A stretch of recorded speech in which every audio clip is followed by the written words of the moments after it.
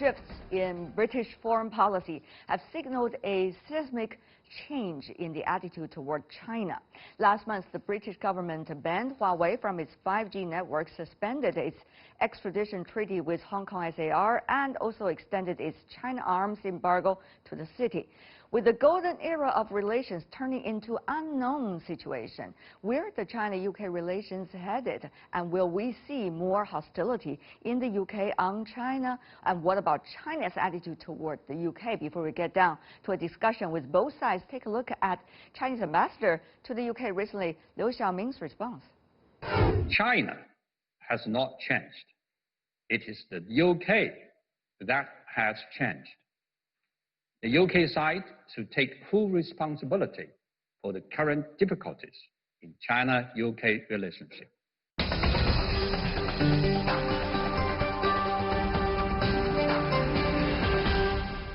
For more on China-UK ties, we are joined in London Ian Beck, a professor at the European Institute and co-director of the Durrandor Forum of London School of Economics and Political Science.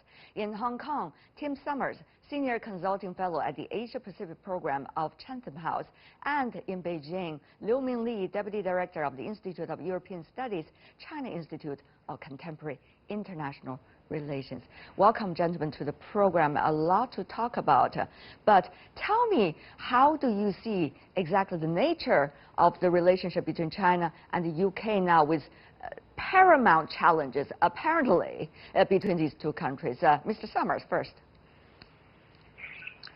Well, clearly this year the UK-China relationship has moved from a position of being in a pretty good state since 2014 to being in a point where relations have deteriorated over a number of issues. We've had the Huawei decision.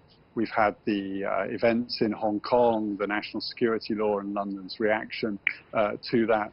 We've had other reporting in the UK amidst a sort of much more critical tone in discussion about China in UK political and media circles. So I think we're moving into a much more difficult phase of the relationship between the UK and China. And all that is in the context, of course, of US-China relations, which continue to deteriorate. Professor Begg, your assessment? Very similar to what Tim Summers just said, that there's been a deterioration over the last few months, not even a year, in part under American pressure, because the pressure from the Americans over Huawei was enormous for Britain to ban Huawei in the future.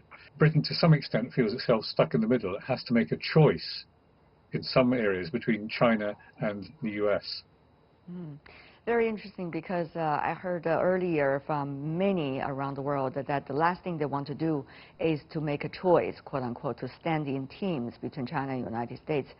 And that has become apparently a reality facing the UK. Mr. Liu, to you, how would you, from your perspective, assess the relationship? I think the current situation of China-UK relations is beyond our expectation. We still remember 5 years ago, the golden era was launched by the leaders of the two sides. When we also see a lot of close cooperations between the two sides in the following years. Even in last year, we could not expect such a kind of relations between China and the United Kingdom. I think because I think UK is troubled with European affairs. UK needs to negotiate with the European Union, and UK, the leaders of the UK was also facing domestic issues. For example, the snap election of last year. So the two sides are supposed to have very good relations with each other, but the reality is that we have seen very, very tough time between the two sides. Right. We really should spend some time discussing it. We really should spend some time discussing it. That's exactly what we're doing. We hope also the leaders and also the diplomats would do just as we do right now. Last year, China was Britain's sixth biggest export market. It is worth of more than $39 billion US, a record high according to the UK Office for National Statistics. At the same time, China was Britain's fourth biggest source of imports, worth more than $64 billion, also a record high. Now, these numbers are important, however, they're not the whole picture. And yet, all of you have been talking about the golden era of China-UK relations. These numbers are great reflection of that golden era. But if you look at the numbers closely, China still are the 6th place, but the United States is at the very first place. So, Professor Begg, how much of it is really about economics? As President Clinton during his campaign said, it is the economy stupid. Yes, well, there is always going to be the economy stupid, and you'd expect me to say that as an economist. When you look at what's happening with China, the figures you just quoted show the massive surplus that China runs vis-a-vis the UK, and that is a significant consideration. By contrast, Britain has a surplus vis-a-vis the United States. The United States is a market more than 2.5 times as big as China for UK exports. And one throwaway statistic that's sometimes quoted is that Britain exports more to Ireland than it does to China. So China has to be put in perspective as an influence on the British economy. And although it is potentially an enormous market, the reality is that it's quite a long way away, and distance still matters in trade, and the relationships with foreign investment, important though they are second order compared with the Americans. This all leads me to the obvious deduction, which is that the US is going to remain the most significant economic partner. Mr. Summers, of course, the economists tend to look at the numbers, but I really wonder about the geopolitical strategists like you, Mr. Summers. What would you say? 20 years ago, those trade volumes were much, much smaller in proportionate terms. They've grown rapidly. In 2019, I think the UK's trade with China grew faster than it did with any other region in the world. And I think that the potential there is something that comes from the ongoing growth in China's market, the emergence of the middle class, the shift in China's economy to a sort of economy that might be importing more British services or more British luxury goods. And so I think those are where the trading opportunities lie for the UK. But I think from the UK's perspective, the UK has a number of important partners economically and politically. The rest of Europe, the European Union, is probably at the front of that, the US, China, but also other Asian countries, Japan, and so on.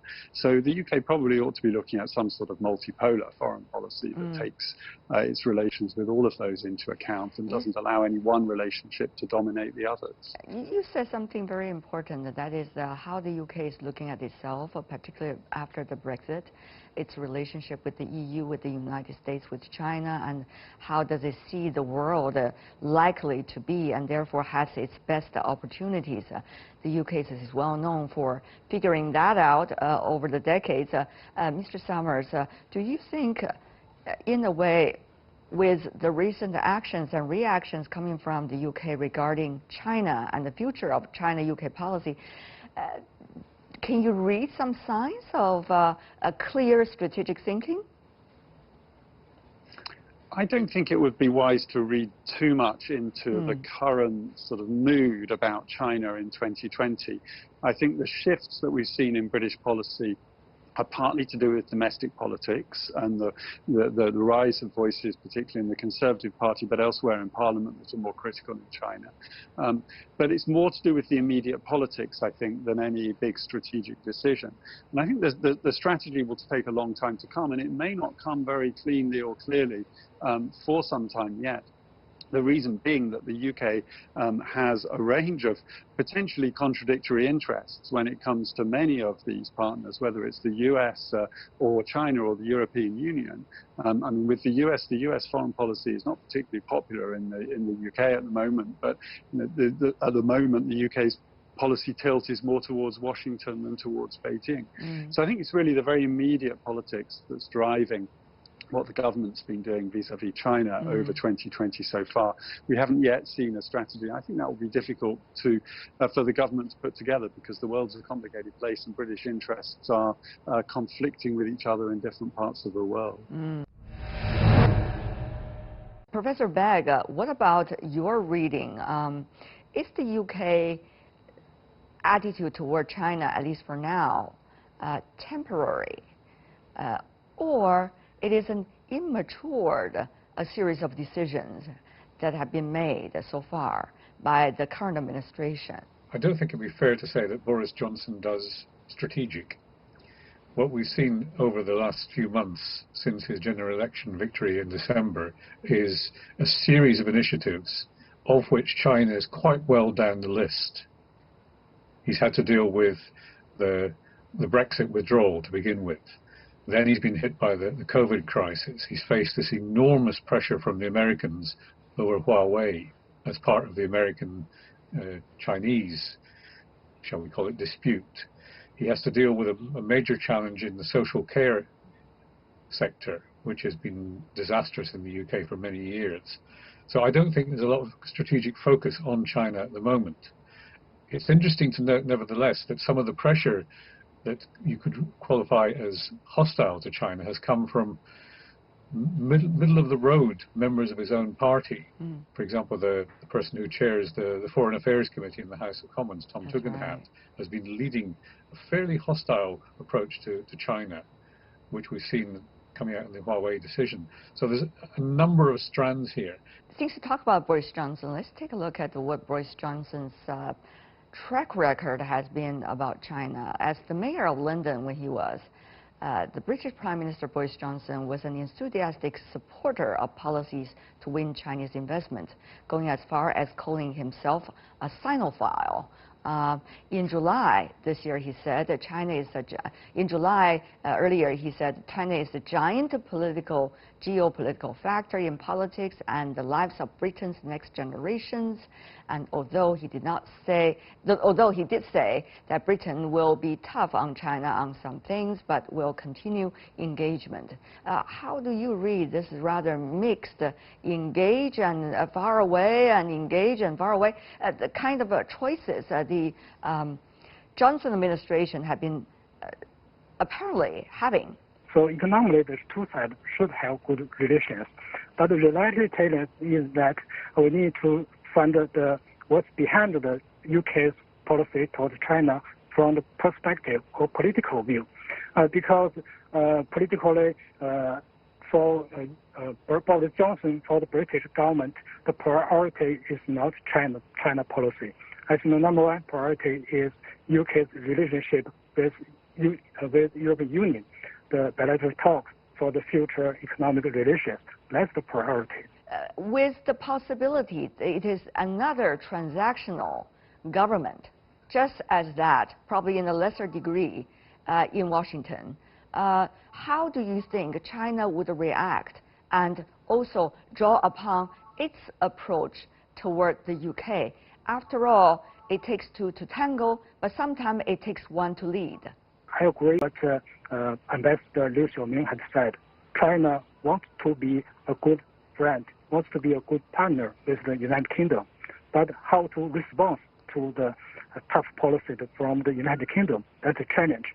To my understanding, maybe China can wait for a while, to wait for the UK's next policies towards China, towards Hong Kong, because if we see retaliation of even tougher measures from the Chinese side as a response to the UK's policy, we maybe push the UK to the American side to make the UK and the United Kingdom to stand together on their Chinese policies. I don't think that's a rational choice. I think, to my understanding, the UK government, President Boris Johnson, is also waiting and considering next steps. I want to ask all of you a final question. With unpredictability being the theme of this year, how do you think at least China and UK can manage the unpredictable damage from now until the U.S. election comes to an end, and probably until the U.S. inauguration next year early? Mr. Summers. I think the best thing probably for the two governments to do is to try to communicate as much as possible, and to do that in an open and frank way. There are clearly issues on which the British and Chinese governments disagree at the moment, but I think it's much better to try and have those disagreements directly, well, not face-to-face just at the moment, but over Zoom or over the telephone.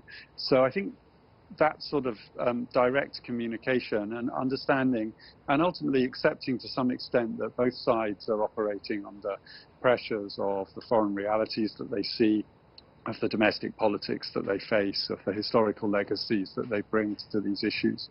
Now, these are complicated questions, and the world is a complicated place at the moment, but hopefully a little bit of direct dialogue can make those problems a little bit less damaging for relations over time. Professor Begg. I think that one area where China can maybe help to defuse some of the tensions would be to understand what it is that really concerns Britain in the relationship at present. Britain's not in a position to lead on many of the things that we're discussing. It's, as I said earlier, caught between the US and China. All right. If China wants to try to bring Britain closer to it, it needs to make some gestures. Lastly, Mr. Liu, Professor. I think the two sides are capable of managing this kind of relations. We know UK is a country with very good diplomacy experience. And I think what leads to the current situation, to a large part, is because of the misunderstanding. Let's take the Hong Kong, for example. I think from the UK side, they are concerned about the one country, two systems. But the reality is that the security law of Hong Kong is to protect the prosperity and stability of this region. That will help maintain the one country, two systems. That's not what the UK expect. Maybe the Hong Kong will go to socialism. It's not the case. I think that there are misunderstandings on Hong Kong issue and other issues. Thank you so much for the three of you. A lot to talk about. Our program is limited in time for such a vast range of topics, but for now, I have learned already a lot. Ian Begg, Tim Summers, Liu Mingli, thank you so much, gentlemen, for joining us and exchanging your views.